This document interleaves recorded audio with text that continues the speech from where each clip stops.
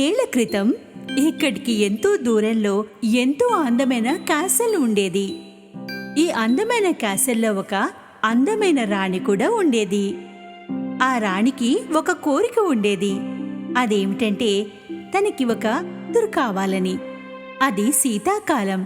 రాణి కిటికీ దగ్గరగా కూర్చుని బట్టల్ని కుడుతోంది. తనకి సూది గుచ్చుకుంది. ఆమె కాటన్తో రక్తాన్ని తుడుస్తూ ఒక కోరిక కోరుకుంది. నాకొక కోరిక, నాకొక అందమైన కూతురు కావాలి. ఆమె రంగు స్నో అంత తెల్లగా ఉండాలి. ఆమె కళ్ళు నక్షత్రాల్లా ఉండాలి. ఆమె పెదాలు చెర్రీలా ఉండాలి. ఆమె మనసు సంతోషాలతో నిండి ఉండాలి. ఇక ఒక రోజున రాణి కోరిక తీరింది. ఆమెకి అందమైన కూతురు పుట్టింది. ఆమె తనకి స్నో వైట్ అని పేరు పెట్టింది. రోజులు ఎంతో వేగంగా గడిచిపోతున్నాయి. ఆమె సంతోషం ఎక్కువ కాలం నిలవలేదు. దయగల రాణి అనారోగ్యంతో మరణించింది. రాజుకు కూడా వయసు పెరిగింది. బలహీనం కాసాగాడు. దాంతో రెండో పెళ్లి చేసుకున్నాడు.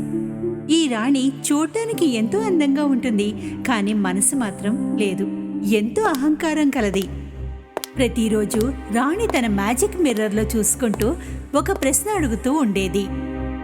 మిర్రర్, నాకు చెప్పు, ప్రపంచంలో అందగత్తె ఎవరన్నది? దానికి మిర్రర్ జవాబిచ్చేది. మీకన్నా ఎక్కువ అందము వేరెవరుంటారు? రాణి ఈ జవాబు విని ఎంతో సంతోషించేది. ఈ దుష్టురాలు రాణి రాగానే క్యాసిల్లో అంతా మారిపోయింది.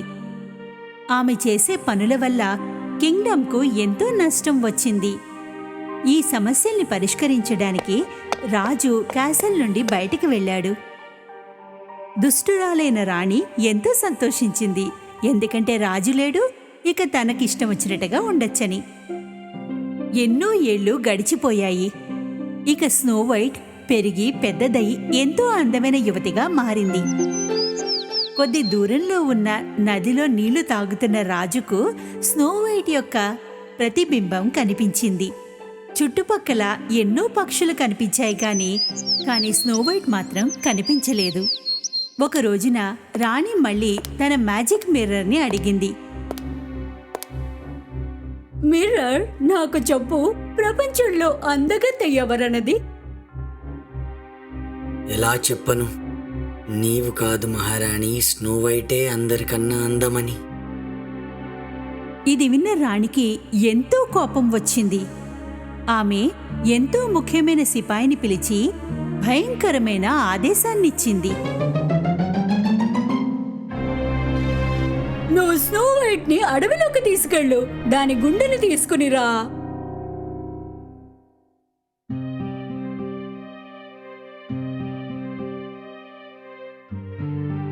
సిపాయి స్నో వైట్ ని రాణి దగ్గరికి తీసుకుని వచ్చాడు. ఎలా ఉన్నావు స్నో వైట్? నీకు క్యాసల్లో బోర్ కొడుతోందని అనుకుంటున్నా. వెళ్ళి అడవిని చూసిరా. మా నమ్మకస్తుడైన హంటర్ నిన్ను జాగ్రత్తగా చూసుకుంటాడు.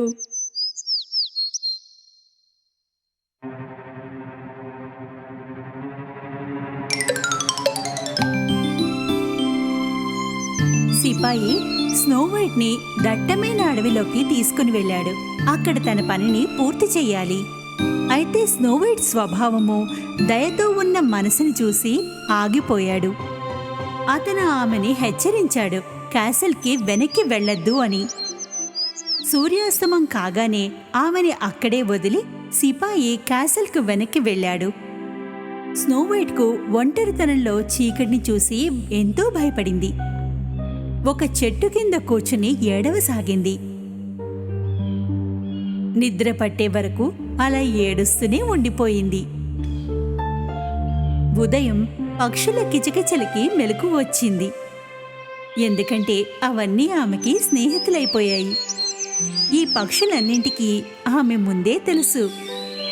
అందుకే దారి చూపిస్తూ ఆమెని ఇంటి వరకు తీసుకుని వచ్చాయి.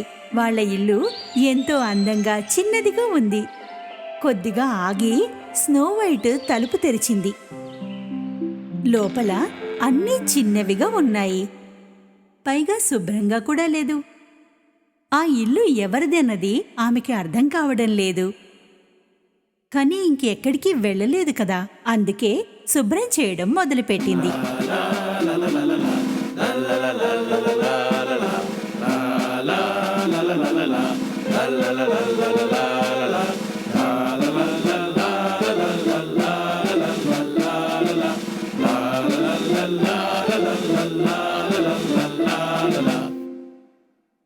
ఇంటిని శుభ్రం చేసిన తర్వాత ఆ చిన్ని చిన్ని గిన్నెల్లో వంట చేసుకుని తింది.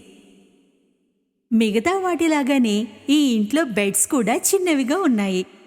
స్నో వైట్ ఎంత అలసిపోయిందంటే ఉన్న చోటే నిద్ర పట్టేసింది. ఆమె అనుకుంది ఈ చోటు సురక్షితమని. 3 బెడ్లని దగ్గరగా జరిపి నిద్రపోయింది. సాయంత్రం 7 డ్వార్ఫ్స్ పని పూర్తి చేసుకుని తమ ఇంటికి చేరుకున్నారు. వాళ్ళకి ఎంతో సంతోషంగా అనిపించింది. ఇల్లు ఎంతో శుభ్రంగా ఉంది. మంచి భోజనం యొక్క సువాసనలు కూడా వచ్చాయి. అలవాటు ప్రకారంగానే కొంత భోజనం కింద పడిపోయింది. ఒక డ్వార్ఫ్ ఆలోచించింది ఇదంతా ఏం జరిగింది అని. ఏదో తేడా ఉంది. ఎవరు చేశారు ఇదంతా? కొంచెం పడుకొని సమాధానం ఇస్తానులే తరువాత. 7 డ్వార్ఫ్స్ నెమ్మదిగా తమ బెడ్రూంలోకి వెళ్ళాయి. అక్కడికి చేరుకోగానే వాళ్ళ కాళ్ళ కింద భూమి కదిలిపోయింది. ఎంతో అందమైన ఒక అమ్మాయి వాళ్ళ మంచంపై పడుకునుంది. వాళ్ళ శబ్దాలను విని స్నో వైట్ నిద్ర మెలకు వచ్చింది. ఇంతమందిని ఒకేసారి చూసి ఆమె ఎంతో భయపడింది. నెమ్మదిగా చెప్పింది,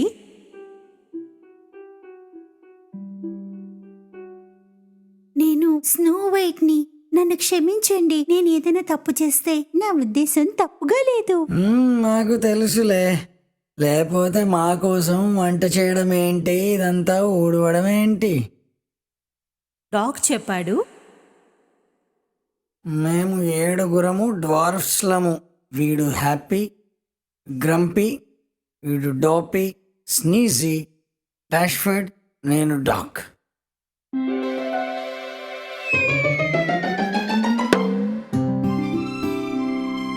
వీడు స్లీపీ. నన్ను పడుకోనివ్వండి. స్నో వైట్ ఎంతో సంతోషించింది. ఇప్పుడు తనతో పాటు మరింత మజా వచ్చే ఫ్రెండ్స్ ఉన్నారని. ఆమె వారందరికీ తన కథని చెప్పింది. 7 డ్వార్ఫ్స్కి ఎంతో బాధగా అనిపించింది. ఆమెకి ఎంతో అన్యాయం జరిగిందని, తమతో పాటు ఉండొచ్చని ఆమెకి చెప్పారు. స్నో వైట్ ఒప్పుకుంది. ఎప్పుడూ వాళ్ళకి సాయం చేస్తూ ఉండిపోయింది.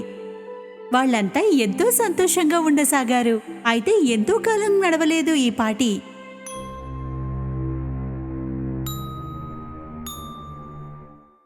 ఒక రోజున దుష్టరాణి మ్యాజిక్ మిర్రర్ని మళ్ళీ అదే ప్రశ్న అడిగింది. మిర్రర్, నాకు చెప్పు, ఎవరు అందగత్తె ఈ ప్రపంచంలో? మహారాణి, దయచేసి నన్ను క్షమించు. స్నో వైటే అందరికన్నా ఎక్కువ అందంగా ఉంటుంది. అయితే రాణి అనుకుంది ఆమె చనిపోయిందని. ఆమెకి తెలీదు సిపాయి తన పనిని పూర్తి చేయలేదని. ఇప్పుడు స్వయంగా పని పూర్తి చేయాలని నిర్ణయించుకుంది. స్నో వైట్ 7 డ్వార్ఫ్స్ని పనికి పంపిస్తోంది. వాళ్ళకి ఒక కిస్ ఇచ్చి. డాగ్ ఎప్పటిలాగానే ఆమెకి మళ్ళీ వార్నింగ్స్ చెప్పాడు. మన రూల్స్ గుర్తున్నాయి కదా. ఎవరైనా తెలియని వారు వచ్చి తలుపు కొడితే తలుపు తీయొద్దు. ఓకే డోకీ డాగ్, కానీ మీరు ఆలస్యం చెయ్యొద్దు. స్నో వైట్ వంట చేస్తోంది. అప్పుడే తలుపు తట్టినట్టుగా వినిపించింది. డ్వార్ఫ్స్ ఈ టైంలో రారు కదా. ఎవరిది? డాగ్, వచ్చింది మీరేనా? బయట నుంచి ఒక ముసలావిడ మాట వినిపించింది. నేను ముసలిదాన్ని, నిన్నేం చేస్తాను, తలుపు తెరు. పీప్ హోల్లో నుండి చూస్తే ఒక బలహీనమైన మహిళ కనిపించింది. ఆమె అనుకుంది ఈ ముసలావిడ ఏం చేస్తుందిలే అని. ఇక తలుపు తెరిచింది. హాయ్ బంగారు తల్లి, నేను ఇలా వెడుతూ ఉన్నాను. ఏదైనా తినడానికి ఇస్తే నిన్ను ఆశీర్వదించి పోతాను. స్నో వైట్ ఆమెను లోపలికి పిలిచింది. వేడివేడిగా భోజనం పెట్టింది.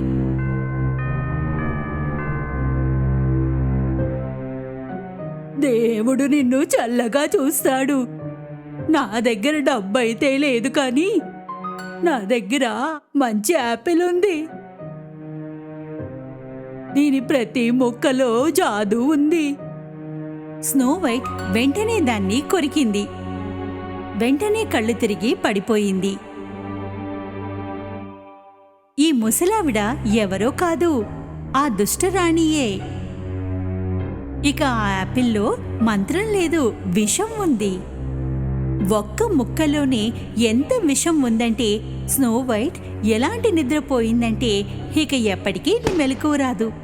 7 డ్వార్ఫ్స్ ఇంటికి చేరుకోగానే వారికి స్నో వైట్ నేలపై పడి ఉండడం కనిపించింది. డాక్ ఆమె తిన్న యాపిల్ని చూశాడు. స్నో వైట్ నిద్రపోతున్నప్పుడు కూడా ఎంతో అందంగా ఉంది. డ్వార్ఫ్స్ ఆమెని ఒక అందమైన గ్లాస్ బాక్సులో అలంకరించి పెట్టారు. అడవిలో ఎలాంటి చోటున ఉంచారంటే అడవిలో ఆమె మిత్రులందరూ వచ్చి ఆమెని కలిసేలా ఉంచారు. ఒకరోజు ఒక ప్రిన్స్ అదే అడవికి వచ్చాడు. అప్పుడు స్నో వైట్ నిద్రపోతోంది. పక్షులు అతనికి మార్గం చూపాయి. ఎక్కడికంటే స్నో వైట్ ఎక్కడ నిద్రపోతోందో అక్కడికి. ప్రిన్స్ తన కళ్ళని నమ్మలేకపోయాడు. తను చూస్తున్నది అదే అందమైన ప్రిన్సెస్ అని. ఆమె ప్రతిబింబాన్ని తను ఒకసారి నదిలో చూశాడు. ఎన్నోసార్లు కల్లో కూడా చూశాడు. అతను గ్లాస్ బాక్స్ కవర్ని తొలగించాడు. స్నో వైట్కు ముద్దు పెట్టాడు. అదే క్షణంలో స్నో వైట్ ఇంకా ప్రిన్స్ ఇద్దరి కలలు నిజమయ్యాయి. వాళ్ళ ప్రేమ దుర్మార్గాన్ని గెలిచింది. స్నో వైట్ మళ్ళీ జీవించింది. అదే సమయంలో రాజుకి తన కూతురికి జరిగిన అన్యాయం గురించి తెలిసింది. అప్పుడు అతను మ్యాజిక్ మిర్రర్ ని పగలగొట్టాడు. రాణిని క్యాసల్ నుండి దూరం పంపించేశాడు. స్నో వైట్ తన ఇంటికి, తన క్యాసల్ కి తిరిగి చేరుకుంది, తన తండ్రి వద్దకు. స్నో వైట్ ఇంకా ప్రిన్స్ కి పెళ్లి జరిగింది. స్నో వైట్, రాజు, ప్రిన్స్, 7 డ్వార్ఫ్స్ కలిసి సంతోషంగా ఉన్నారు. మా ముద్దుల జలకన్య.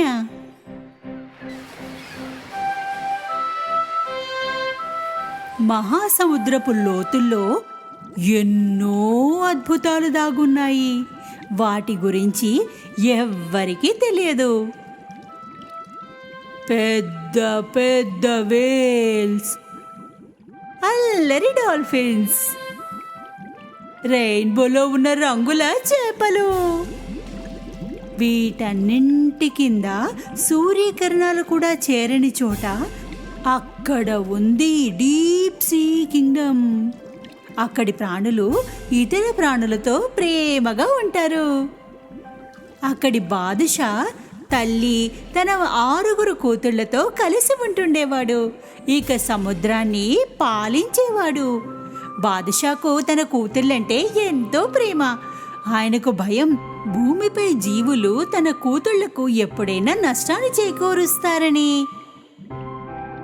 అందువల్ల నీటిపై భాగాన ఈత కొట్టేందుకు పర్మిషన్ లేదు. సముద్రపు బయటున్న మనుషులంతా దుష్టులు. వాళ్ళు ఎందుకు చెడ్డవారయ్యారు డాడీ? వీళ్ళు ఈ సముద్రాన్ని మురికి పట్టించి ఈ సముద్రంలో ఉన్న జీవ జంతువులని చంపుతారు. ముద్దుల జలకన్యకు తెలుసుకోవాలనుంది భూమిపై ప్రాణులు ఎలా ఉంటారో అని. తన అక్కల నుండి విన్న కథలు చాలలేదు. ఆమె నాన్నమ్మ కూడా ఆమెని మనుషులకు దూరంగా ఉండమని చెప్పింది. ఆమె చెప్పేది సీ గేట్ నుండి ఎప్పుడూ బయటికి వెళ్ళాలంటే ఆమె రాజకుమారి అయ్యాక మాత్రమే, తన అక్కలంతా పెద్దయ్యాక. ముద్దుల జలకన్య తన అక్కలందరూ బయటికి వెళ్ళడం చూసి తను కూడా నిర్ణయించుకుంది ఆమె కూడా బయటికి వెళ్ళాలని. కానీ ఎలా? ఆమె డాల్ఫిన్ తో కలిసి హిమ్రన్ వేల్ని కలవడానికి వెళ్ళింది. హిమ్రన్ కు సీ గేట్ నుండి లోపలికి వెళ్లేందుకు పర్మిషన్ ఉంది. అయ్యో, మహారాజుతో వైరమెవడు పెట్టుకోవాలా? ఆమె హిమ్రన్ కి తన ప్లాన్ మొత్తం చెప్పింది. కానీ హిమ్రన్ ఒప్పుకోవడానికి అంగీకరించలేదు. తర్వాత ఆమె స్థితి చూసి దయ కలిగింది. ఆమెకి సాయపడ్డానికి సిద్ధపడింది. హిమ్రన్ డాల్ఫిన్ సీ గేట్ వద్దకు వచ్చారు. వాళ్ళని చూసి గార్డ్స్ వెళ్ళనిచ్చారు, ఏ ఒక్క ప్రశ్న అడగకుండానే. అక్కడి నుండి చాలా దూరం వెళ్ళాక హిమ్రన్ తన పెద్ద నోటిని తెరిచింది. ఇక లోపల నుండి బయటికి వచ్చింది మన ముద్దల జలకన్య ఏరియల్. ఏరియల్ హిమ్రన్ సాయంతో సముద్రంపై వరకు వచ్చేసింది. ఆమె మొదటిసారి గాలిని అనుభూతి చెందింది. నీలాకాశాన్ని చూసింది. ఎంత బాగుందో! అదే సమయంలో ఏరియల్కు మ్యూజిక్ వినిపించింది. ఎక్కడి నుండి వస్తోంది ఈ ధ్వని? ఆమె చూసింది, దగ్గరలోనే పెద్ద షిప్ ఉంది. మొదటిసారి షిప్ చూసింది. ఇది షిప్ కదా, పద పద. డాల్ఫిన్ ఆమెకి చెబుతూనే ఉంది వెళ్ళొద్దు అని, కానీ చాలా దూరం వెళ్ళిపోయింది. వేగంగా వెడుతోంది ఆమె షిప్ వైపు. ఆ షిప్ ఎవరో బాదుషాది. ఆయన తన కొడుకు ప్రిన్స్ ఎరిక్ బర్త్డేని సెలబ్రేట్ చేసుకుంటున్నారు. ఆయన తన కొడుకు పెళ్లి వీలైనంత త్వరగా చేయాలనుకున్నారు. అందుకే ప్రిన్స్ అందరినీ పిలిచారు పార్టీకి. ఇతను ప్రిన్స్, ఇంకా మనిషి కూడా. డాల్ఫిన్ మళ్ళీ వార్నింగ్ ఇచ్చింది. ఏరియల్ ప్రిన్స్ స్వరానికి ఎంతో అందంగా పాడింది.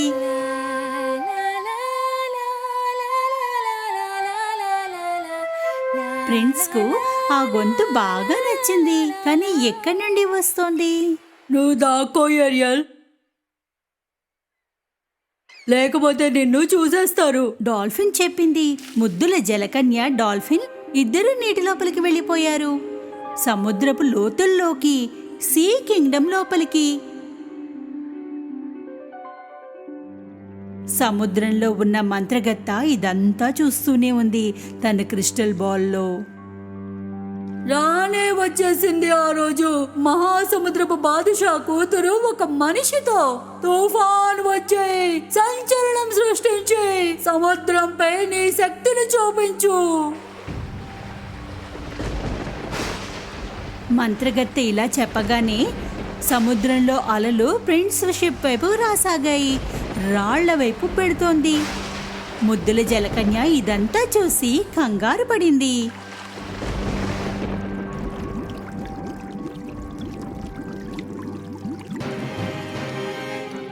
ఈ షిప్ విరిగిపోయి మునిగిపోతుందేమో, మనం వాళ్ళకి సాయం చేయాలి. జలకన్య మునుగుతున్న షిప్ వద్ద ఈత కొడుతున్న ప్రిన్స్ కనిపించాడు. చూస్తుండగానే మునిగిపోతున్నాడు ప్రిన్స్.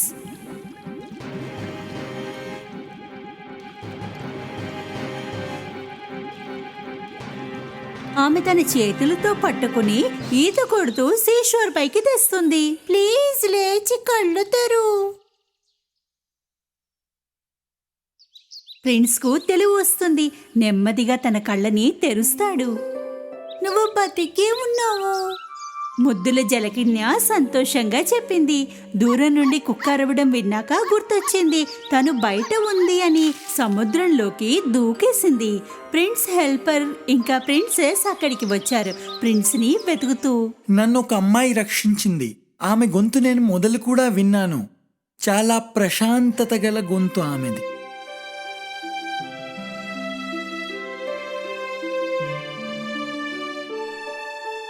జలకన్య మళ్ళీ డీప్ సీ కింగ్డమ్ వద్దకు వచ్చేసింది.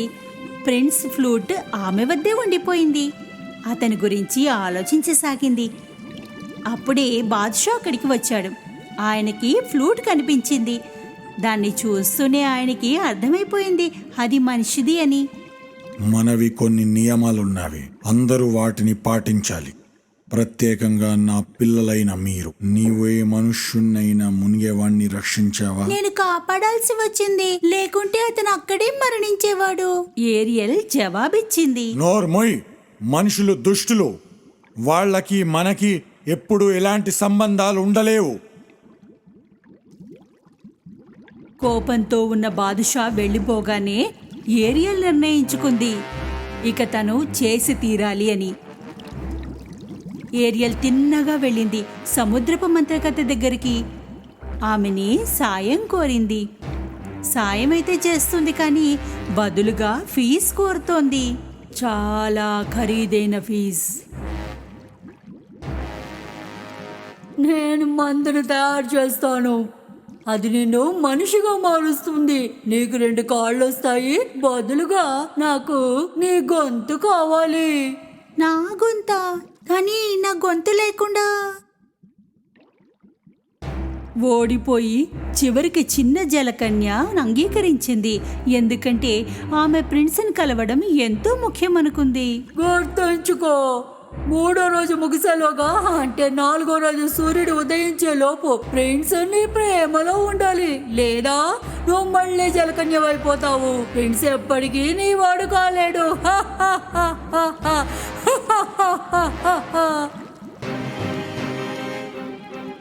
ఏరియల్ ఆ మందుని పూర్తిగా తాగేసింది. సముద్రం పైకి ఈత కొడుతూ వెళ్ళసాగింది. నెమ్మదిగా ఆమెకి కాళ్ళు వచ్చాయి, పూర్తిగా మనిషిలాగా. డాల్ఫిన్తో కలిసి సీషోర్కు చేరుకుంది. ఆమె అక్కడికి చేరుకోగానే ప్రిన్స్ చూపు ఆమెపై పడింది. అతను ఆమెకి దగ్గరగా వచ్చాడు.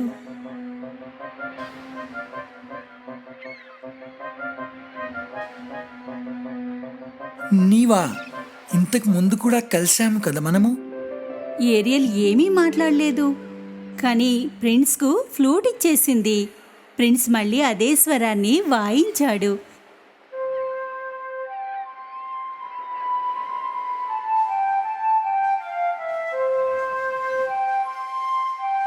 ఏరియల్ సైగ చేసింది ఆ స్వరాన్ని మునుపు విందని. ఇది వాయిస్తుండగానే నేను నిన్ను చూశాను, నీ గొంతు కూడా విన్నాను. అప్పుడే నీవు నన్ను రక్షించావు కదా. ప్రిన్స్కు పూర్తి నమ్మకం ఆ అమ్మాయే ఏరియల్ అని, తనని కాపాడింది కూడా తనే అని. కానీ ఈ అమ్మాయి ఒక జలకన్య, ఆమెకు మధురమైన గొంతు కూడా ఉంది. ఏరియల్ కోరినా కూడా మాట్లాడలేకపోతోంది, తన స్వరాన్ని ఇచ్చేసింది కదా. నీవొక జలకన్యవని అనుకున్నాను నేను. ప్రిన్స్కు తనని కాపాడింది ఏమీ కాదేమో అని అనిపించింది. అయినా అతను సాయపడటానికి నిర్ణయించుకున్నాడు. ప్రిన్స్ ముద్ర జలకన్యని తన మహల్కి తీసుకెళ్లాడు. బాదుషాని పెళ్లి చేసుకోవాలని ఆజ్ఞాపించాడు. ఆయన తన కొడుకు పెళ్లి ఒక ప్రిన్సెస్తో చేయబోతున్నాడు. పాపం జలకన్య నిశ్శబ్దంగా ఉండడం తప్ప ఏమీ చేయలేదు. తను మాట్లాడే వరకు ప్రిన్స్కి ఎలా తెలుస్తుంది? ఆమెకు మంత్రగత్తె మాటలు గుర్తొచ్చాయి. గుర్తుంచుకో, 3వ రోజు ముగిసేలోగా, అంటే 4వ రోజు సూర్యుడు ఉదయించే లోపు ప్రిన్స్ నీ ప్రేమలో ఉండాలి, లేదా నువ్వు మళ్ళీ జలకన్యవైపోతావు. ప్రిన్స్ ఎప్పటికీ నీ వాడు కాలేడు. చూస్తుండగానే మొదటి 2 రోజులు గడిచిపోయాయి. ఇక 3వ రోజు వచ్చేసింది.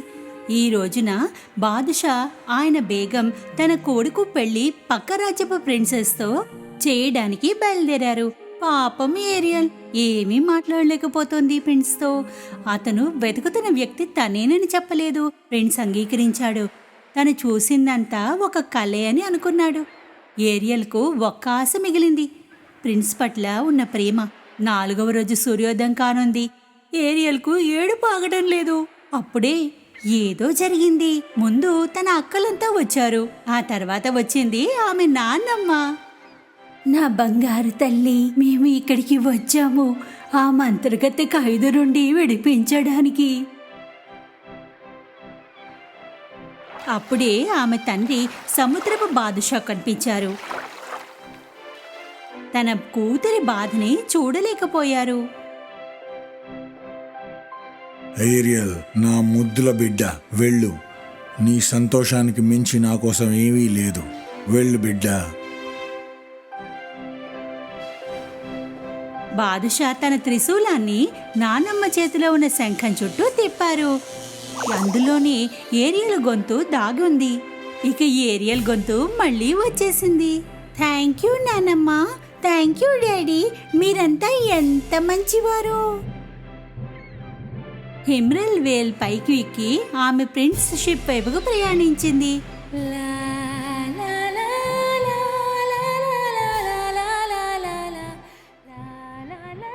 ప్రిన్స్ ఇంకా ప్రిన్సెస్ పెళ్లి కానుంది. ప్రిన్స్ ఉన్నట్టుండి ఆగిపోయాడు. అతనికి జలకన్య మధుర స్వరం వినిపించింది. ఆమె తన వైపు రావడం చూసి ఏమీ ఆలోచించకుండా ప్రిన్స్ సముద్రంలోకి దూకేశాడు.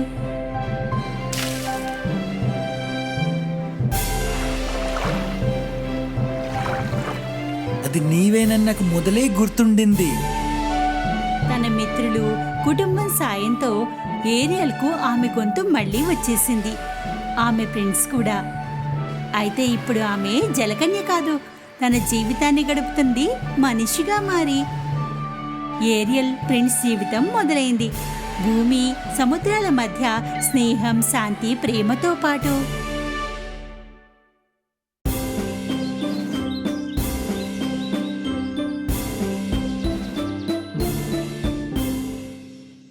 ఎన్నో ఏళ్లకు పూర్వం భూమికి దూరంగా సిండ్రెల్లా అనే అందమైన అమ్మాయి నివసిస్తూ ఉండేది. సిండ్రెల్లా తల్లి మరణించి ఎన్నో ఏళ్లైంది. ఆమె తండ్రి ఆమెను పెంచి పెద్ద చేశాడు. సిండ్రెల్లా తండ్రి మరో వివాహం చేసుకున్న తర్వాత వారి జీవితంలో ఎన్నో మార్పులు వచ్చాయి. ఆమె తండ్రికి కొత్త భార్య మరియు ఆమె 2 కూతుళ్లు సవితి తండ్రి ఇంట్లోనే ఉండసాగారు. మొదటిసారి వాళ్ళు కలిసినప్పటి నుండి సవితి తల్లికి సిండ్రెల్లా అంటే ఏమాత్రం ఇష్టం ఉండేది కాదు. ఆమె కూతుళ్లకు సిండ్రెల్లా అందం, ఆమె దయాగుణం అంటే ఈర్ష్యగా ఉండేది. సిండ్రెల్లా అక్కలు సిండ్రెల్లా అంత అందంగా ఉండేవారు కాదు. ఇంతేకాదు, వాళ్ళిద్దరూ ఎంతో కఠోరంగా, మొండితనంతో ఉండేవారు.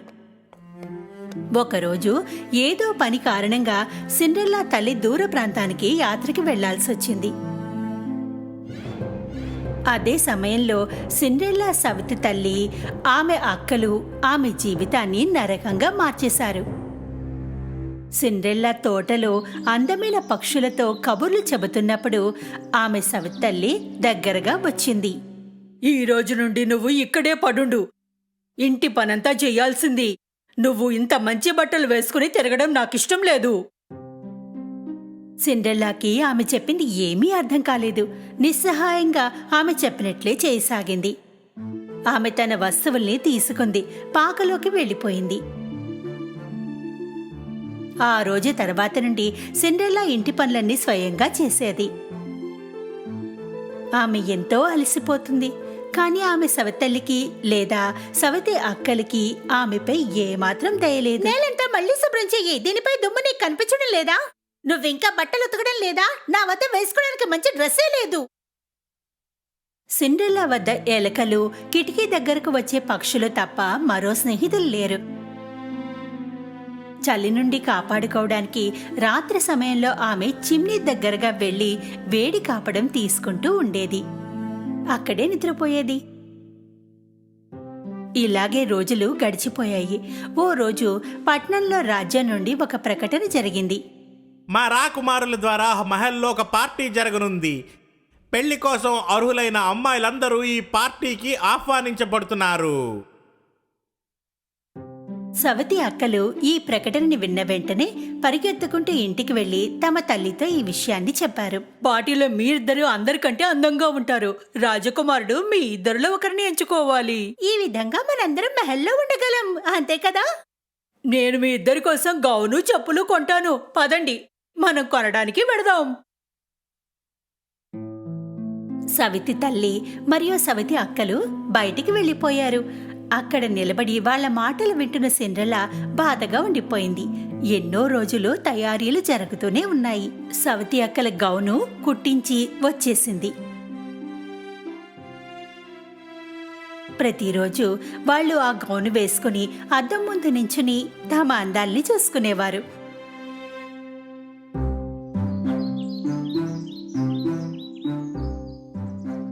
చివరికి ఆ రోజు రానే వచ్చింది. సవతి అక్కలు ఆ రోజు ఎంతో హడావిడిగా సిండ్రెల్లాని పిలిచారు. సిండ్రెల్లా త్వరగా రా. ఎక్కడ ఉన్నావు? త్వరగా మా స్నానానికి నీళ్లు సిద్ధం చేయి. రోజంతా సిండ్రెల్లా తన అక్కల తయారవడంలో సహాయపడుతూనే ఉంది. కాస్త నెమ్మదిగా బ్రష్ చెయ్యి, మొత్తం జుట్టంతా ఉడిపికేస్తావా? సాయంత్రం వరకు ఇద్దరూ పార్టీకి తయారవుతూనే ఉన్నారు. మీ ఇద్దరు ఎంత అందంగా ఉన్నారో, చాలా అందంగా ఉన్నారు. సిండ్రెల్లా మొత్తం ధైర్యం కూడగట్టుకుని సవితి తల్లిని అడిగింది, నేను కూడా పార్టీకి రావచ్చా? ఎవరు, నువ్వా? అవును, వాళ్ళు యవ్వనంగా ఉన్న కన్యలందరినీ పిలిచారుగా. పార్టీకి నువ్వు ఇలాగే వస్తావా? రాజకుమారుడికి భార్య కావాలి, సేవకురాలు కాదు. పదండి అమ్మాయిలు, పార్టీకి లేట్ అవుతోంది. నువ్వు గుర్తుంచుకో, పడుకునే ముందు పనంతా పూర్తి చెయ్యాలి. సవితి తల్లి అక్కలు పార్టీకి వెళ్ళిపోయారు. ఇంట్లో ఒంటరిగా సిండ్రెల్లా ఏడవసాగింది. నేను పార్టీకి ఎందుకు వెళ్ళకూడదమ్మా? ఈరోజు నాకు అమ్మ ఉంటే ఇలా జరిగేది కాదు కదా. అదే సమయంలో ఒక ఉజ్వలమైన కాంతి కనిపించింది. ముందు సిండ్రెల్లాకి అర్థం కాలేదు అదేమిటన్నది. ఆ ప్రకాశంలో ఒక ఆకారం కనిపించింది. ఆ ఆకారం ఎంతో అందంగా కనిపించసాగింది. నా బంగారు తల్లి సిండ్రెల్లా, నువ్వు కూడా పార్టీకి వెళ్ళు తల్లి, ఏడవద్దు. సిండ్రెల్లా తన కళ్ళను నమ్మలేకపోయింది. కంగారుగా అడిగింది, నేను కూడా పార్టీకి వెళ్ళొచ్చా? నేను ఎలా ఉన్నానో చూడు. చింతించకు, నేను నీకు సహాయం చేస్తాను. నాకు ఒక ఆనపకాయ, 7 ఎలకల్ని అందివ్వు. సిండ్రెల్లాకి అర్థం కాలేదు ఆమెకి ఈ వస్తువులు ఎందుకు కావాలో, కానీ ఆమె అడిగినవి మాత్రం ఇచ్చింది. ముందు వంటింట్లోకి వెళ్ళింది, పెద్ద ఆనపకాయని తెచ్చింది. తన గోదాంలోకి వెళ్ళింది, ఎలక మిత్రుల్ని తోడుగా తీసుకుని వచ్చింది. పరి తన మంత్రదండంతో ఆనపకాయని అందమైన బండిగా మార్చేసింది. ఎలకల వైపు తిరిగింది. వాటిలో నుండి ఒకదాన్ని డ్రైవర్ చేసేసింది, మిగతా ఎలకలని అందమైన గుర్రాలుగా మార్చేసింది. ఆశ్చర్యంగా సిండ్రెల్లా బండిని, గుర్రాల్ని చూస్తూ ఉండిపోయింది. అప్పుడు పరి ఆమె వైపు తిరిగింది. తన మంత్రదండంతో సిండ్రెల్లాని తాకింది. ఆమె పాత డ్రెస్ ఒక అందమైన పార్టీ గౌన్గా మారిపోయింది.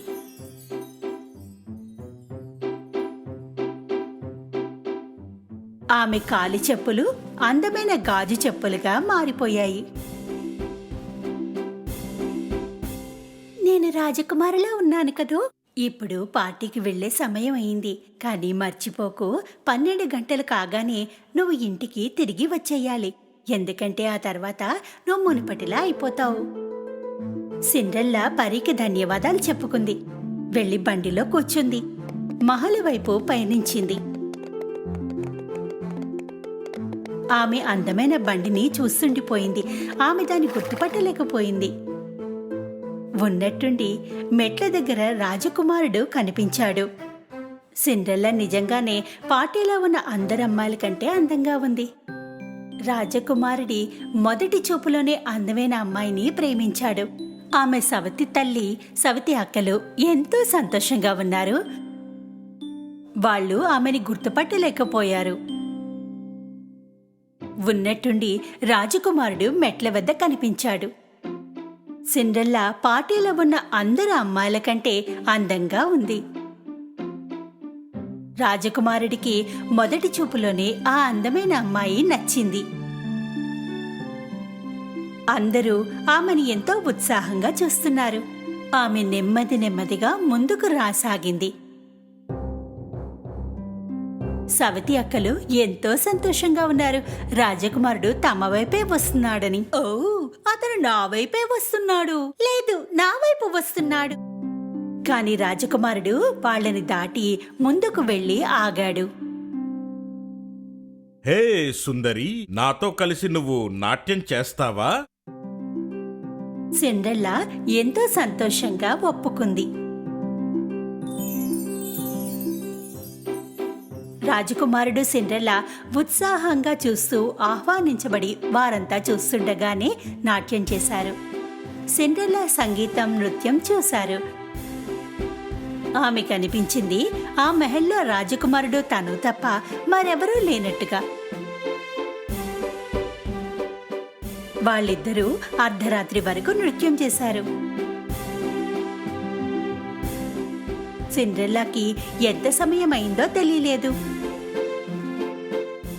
ఉన్నట్టుండి ఆమె చూపు గడియారంపై పడింది. అర్ధరాత్రి అయింది.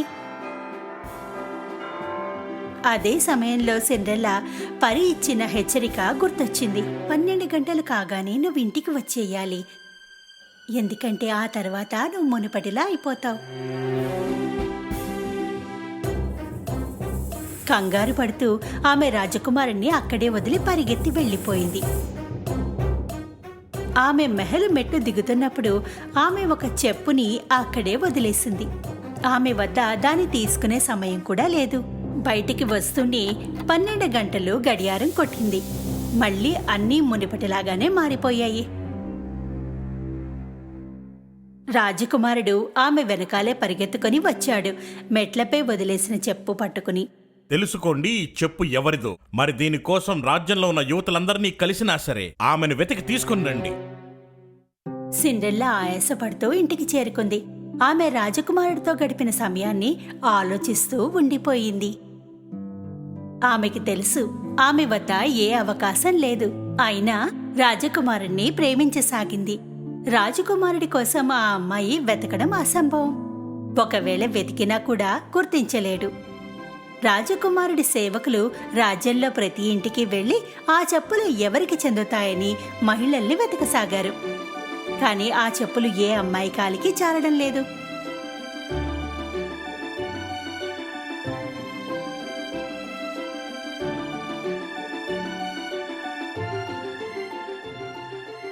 చివరికి రాజకుమారుడి మనుషులు సిండ్రెల్లా ఇంటికి చేరుకున్నారు. సిండ్రెల్లా రాజకుమారుడి బండిని ఇంటి ముందు ఆగడం చూసి ఎంతో సంతోషించింది. సిండ్రెల్లా గదిలో నుండి బయటికి రాబోయింది. ఆమె సవితి తల్లి తలుపు దగ్గర కనిపించింది. నువ్వెక్కడికి వెడుతున్నావు? నువ్వు కూడా చెప్పులు వేసుకోవడానికి ప్రయత్నిస్తావా ఏమిటి?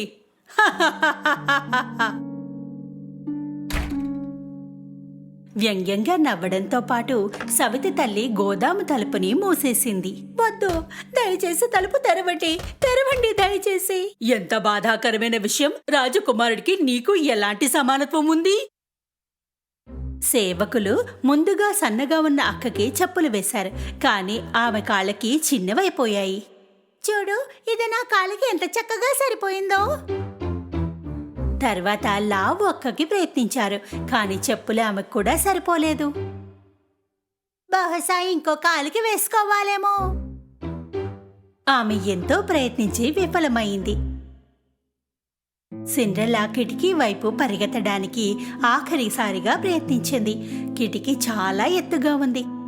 ఆమె ఏడవసాగింది. ఆమె ఏడవడం చూసి ఆమె ఎలక మిత్రులు దగ్గరగా వచ్చాయి. నా సవితి తల్లి నన్ను బంధించింది, తాళం ఆమె వద్దే ఉంచుకుంది.